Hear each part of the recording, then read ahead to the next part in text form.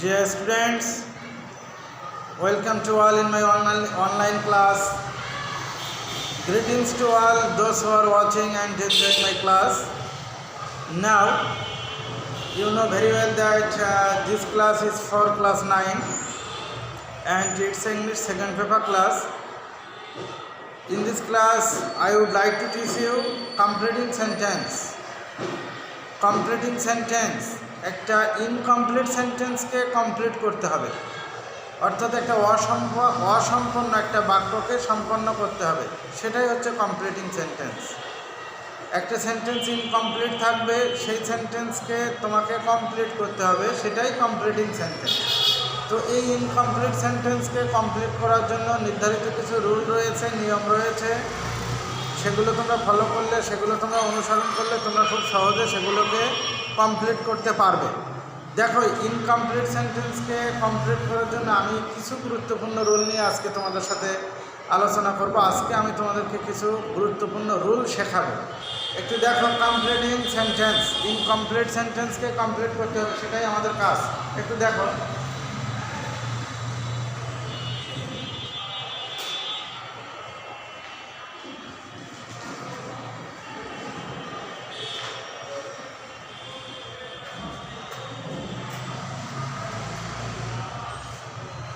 যখন কোনো সেন্টেন্সে ট্রু থাকবে, true,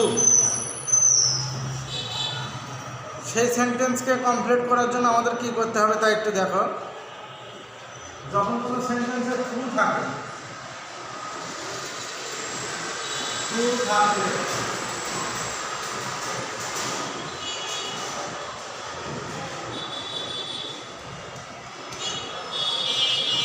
the man is true. The man is true. তারপরে এরকম ডট ডট থাকবে, এরকম থাকবে ইনকমপ্লিট সেন্টেন্সগুলো। প্রথম পার্টটা লেখার পরে এরকম ডট ডট থাকবে। রুল অনুযায়ী, নিয়ম অনুযায়ী তোমাকে এটা কমপ্লিট করতে হবে, সেটাই completing sentence. The man is true, তারপরে অ্যাডজেক্টিভ আছে। The man is true, subject, verb, তারপরে ট্রু থাকবে, তারপরে অ্যাডজেক্টিভ থাকবে, তারপরে ডট ডট থাকবে। এই সেন্টেন্সকে যখন তোমরা কমপ্লিট করবা, তখন তোমাদেরকে কীভাবে কমপ্লিট করতে হবে তাই একটু দেখো। যখন ট্রু থাকবে, তারপরে আবার অ্যাডজেক্টিভ থাকবে, ঠিক আছে? এটাকে কমপ্লিট করার জন্য রুলটা এরকম, স্ট্রাকচারটা এরকম হবে। তোমরা একটু খেয়াল করো, ট্রু থেকে দেখায়, ট্রু থেকে, ট্রু প্লাস অ্যাডজেক্টিভ, কখনো অ্যাডভার্বও থাকে। True plus adjective, adverb plus true plus মূল ভার্বের প্রেজেন্ট ফর্ম। মূল ভার্বের প্রেজেন্ট ফর্মটাকে আমি ভার্ব লিখলাম, প্রথম থেকে লিখিনি, ট্রু থেকে লিখেছি। যখন কোনো সেন্টেন্সে ট্রু থাকবে, সেইটাকে কমপ্লিট করার জন্য তোমরা এই স্ট্রাকচারে হেল্প নিতে পারো। সেই স্ট্রাকচারটা কেমন একটু দেখো। Subject plus verb, subject plus verb plus true plus adjective. তাহলে দেখো, ট্রু পরে অ্যাডজেক্টিভ বা অ্যাডভার্ব কোনো একটা থাকবে, যেমন এখানে ট্রু পরে অ্যাডজেক্টিভ আছে।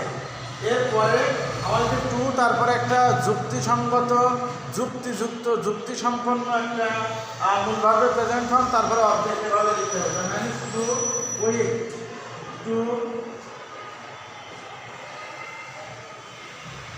Do the work. দেখো, আমি লিখেছি এখানে এই ট্রু, এই ট্রু স্ট্রাকচার অনুযায়ী ট্রু, তারপরে অ্যাডজেক্টিভ, এই যে অ্যাডজেক্টিভ, তারপরে যে টু, এটা টু মূল ভার্বের প্রেজেন্ট ফর্ম, এটা মূল ভার্বের প্রেজেন্ট ফর্ম, এটা হচ্ছে অবজেক্ট।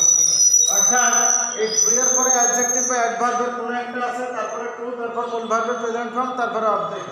এইভাবে টু যখন কোনো সেন্টেন্সে থাকবে, সেইটাকে কমপ্লিট করার জন্য তোমরা এই স্ট্রাকচারে হেল্প নিয়ে করতে পারো। অর্থাৎ টু এর পরে অ্যাডজেক্টিভ বা অ্যাডভার্ব ওখানে প্রশ্নে দেওয়াই থাকবে, তারপরে তোমার টু ব্যবহার করতে হবে, তারপর একটা এমন একটা ভার্ব ব্যবহার করতে হবে যেটা যেন প্রথম অংশের সাথে অ্যাডজাস্ট হয়, মিল হয়, সেভাবে তোমাকে এটাকে কমপ্লিট করতে হবে। আর একটা রুল আমি তোমাদেরকে শেখাতে যাচ্ছি, দেখো। সো ডট ডট দ্যাট, অর্থাৎ যখন কোনো সেন্টেন্সে সো থাকবে, তারপর ডট ডট দ্যাট থাকবে।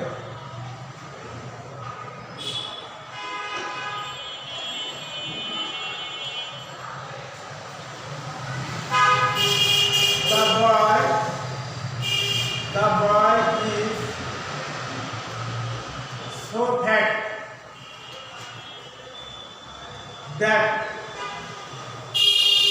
Dot dot dot. দেখো সো থাকবে, আবার সো তারপরে অ্যাডজেক্টিভ অ্যাডভার্ব তারপরে দ্যাট।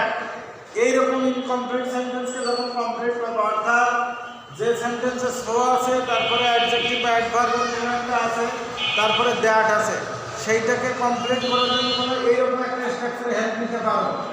যেমন দেখো দ্যাটের পর থেকে দেখাবো তোমাদের। দ্যাট প্রথম সাবজেক্ট প্লাস ক্যান বা could plus not plus verb one plus object. একটু খেয়াল করে দেখো, সো তারপরে অ্যাডজেক্টিভ বা অ্যাডভার্ব, সো তারপরে অ্যাডজেক্টিভ বা অ্যাডভার্বের কোনো একটা আছে, সো আছে তারপরে অ্যাডজেক্টিভ বা অ্যাডভার্বের কোনো একটা আছে, তারপরে দ্যাট আছে। এই ইনকমপ্লিট সেন্টেন্সকে কমপ্লিট করার জন্য আমরা এইরকম একটা স্ট্রাকচারে হেল্প নিতে পারি। দ্যাটের পর থেকে প্রথম সাবজেক্ট হচ্ছে দা বয়। আমি প্রথম সাবজেক্টের প্রোনাউন ফর্ম ব্যবহার করব। মনে রাখতে হবে, এখানে যদি কোনো পুরুষ বা ছেলের নাম থাকে এখানে হি হবে, এখানে কোনো মহিলা বা মেয়ের নাম থাকলে এখানে সি হবে, এখানে কোনো বস্তুর নাম থাকলে এখানে ইট হবে। এখানে একটা ছেলের নাম আছে তাই আমি হি লিখেছি হি। এইটা প্রেজেন্ট টেন্স, ইজ আছে তাই আমি ক্যান নট লিখব, হি ক্যান নট। এইখানে যদি পাস্ট টেন্স থাকতো, ভার্বের পাস্ট ফর্ম থাকতো, আমি এখানে কুড লিখতাম, কুড। ক্যান না লিখে কুড লিখতাম। He so fat that he can not, মূল ভার্বের present form move. Can in, ছেলেটি এতই মোটা যে 1 ইঞ্চিও নড়তে পারে না। দেখো আমি স্ট্রাকচার দিয়ে দেখাবো দ্যাট। এই দ্যাট তো ছিল, দ্যাটের পরে প্রথম সাবজেক্ট, এই যে প্রথম সাবজেক্ট, তারপরে টেন্স প্রেজেন্ট টেন্স তাই আমি ক্যান ব্যবহার করেছি। নেগেটিভ করতে হবে তো নট করে করলাম এজ এ রুল। মূল ভার্বের প্রেজেন্ট ফর্ম, এটাই মূল ভার্বের প্রেজেন্ট ফর্ম, এটা অবজেক্ট। অর্থাৎ দ্যাটের পর থেকে আমরা এই স্ট্রাকচারে হেল্প নিয়ে ব্যবহার করতে পারি। তাহলে আমরা এই কমপ্লিট সেন্টেন্সটাকে কমপ্লিট করলে এরকম হবে, দা boy is so fat that the boy is so fat that he cannot move an inch. The boy is so fat that he cannot move an inch. এই একটা রুল। আরেকটা রুল নিয়ে তোমাদের সাথে কথা বলবো। যখন কোনো সেন্টেন্সে সো দ্যাট থাকে, সো দ্যাট থাকলে তোমাদের কি করতে হবে তাই দেখো। সো দ্যাট থাকলে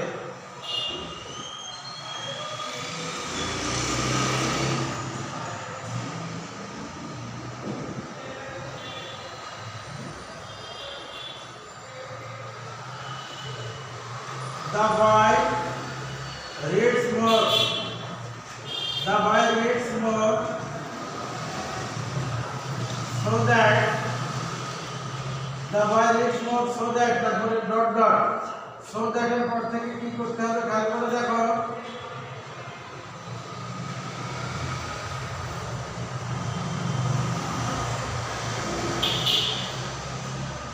প্রথম সাবজেক্ট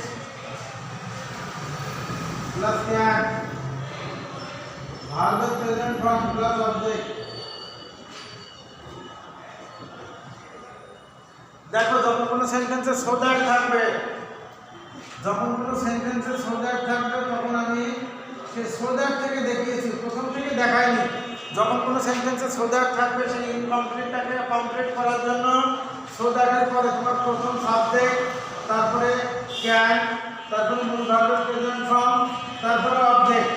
এই স্ট্রাকচারে হেল্প নিয়ে এই ইনকমপ্লিট সেন্টেন্সটাকে তুমি কমপ্লিট করতে পারো। যেমন আমি একটু করে দেখাই, the boy reads more so that, ছেলেটি বেশি বেশি পড়ে। সো দ্যাট মানে যাহাতে প্রথম সাবজেক্ট ছিল দ্য বয়, বাংলা হি, তারপরে ক্যান, হির পরে ক্যান, হি ক্যান, মূল ভার্বের present form, he can get good marks, object. ছেলেটা বেশি বেশি পড়ে যাতে পরীক্ষায় ভালো নম্বর পায়। The boy reads more so that he can get good marks. The boy reads more so that he can get good marks. দেখো সো দ্যাট ছিল, সো দ্যাট ছিল, তাই আমি সেইটাকে ইনকমপ্লিটটাকে কমপ্লিট করার জন্য আমি কি করলাম, সো দ্যাটটাকে ইনকমপ্লিটটাকে কমপ্লিট করার জন্য আমি কি করেছি একটু খেয়াল করে দেখো। সো দ্যাটের পরে প্রথম সাবজেক্টের ব্যবহার করেছি। প্রথম সাবজেক্ট ছিল দ্য বয়, তার প্রোনাউন হি তা ব্যবহার করেছি। ওখানে যদি কোনো মেয়ে বা মহিলার নাম থাকতো তাহলে আমি সি ব্যবহার করতাম। তার সো দ্যাটের পরে সাবজেক্ট, তারপরে ক্যান, তারপরে মূল ভার্বের প্রেজেন্ট ফর্ম, তারপরে অবজেক্ট বা এক্সটেনশন। এভাবে আমি এই কমপ্লিট সেন্টেন্সটাকে কমপ্লিট করলাম। The boy reads more so that he can get good marks. The boy reads more, the boy reads more, ছেলেটা বেশি বেশি পড়ে so that he can get good marks in the exam. আজকে যে রুলগুলো নিয়ে তোমাদের সাথে কথা বললাম, তোমরা একটু খুব ভালো করে ক্যামেরায় দেখাচ্ছি এই রুলগুলো, তোমরা একটু তোমাদের কপিতে তুলে নিতে পারো। আর মুখে বলছি আরেকবার, যখন কোনো সেন্টেন্সে টু ডট ডট থাকবে সেইটাকে কমপ্লিট করার জন্য টু প্লাস মূল ভার্বের প্রেজেন্ট ফর্ম ব্যবহার করতে হবে। এক্ষেত্রে একটা যুক্তিযুক্ত ভার্বের ব্যবহার করতে হবে। পরে একটা রুল শিখিয়েছি, যখন কোনো সেন্টেন্সে সো ডট ডট দ্যাট থাকে সেটাকে কীভাবে কমপ্লিট করা যায়। আর একটা রুল শিখিয়েছি সো দ্যাট। সো দ্যাট থাকলে সেই কমপ্লিট সেন্টেন্সটাকে কমপ্লিট করার জন্য সাবজেক্ট প্লাস ক্যান বা মে প্লাস মূল ভার্বের present form plus object. The boy reads more, the boy reads more so that he can get good marks. The boy reads more so that he can get good marks. এইভাবে তোমরা এই incomplete সেন্টেন্সগুলোকে complete করতে পারো।